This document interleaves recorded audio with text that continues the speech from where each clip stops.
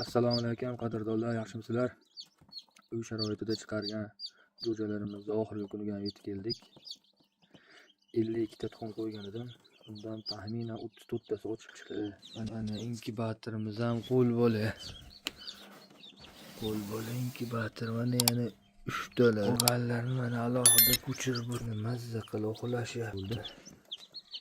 O'zingizlar inkubator yasab chiqarmoqchi bo'lsanglar, oxirgi kunlarda namlik juda ham yuqori qilish kerak ekan, bo'lmasa tuxumlar ochib chiqa olmas ekan.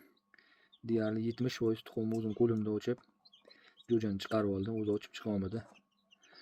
Agar jo'ja ochib chiqarmoqchi bo'lsanglar, shu zavodskiy inkubatordan ishlatishinglarni tavsiya qilaman.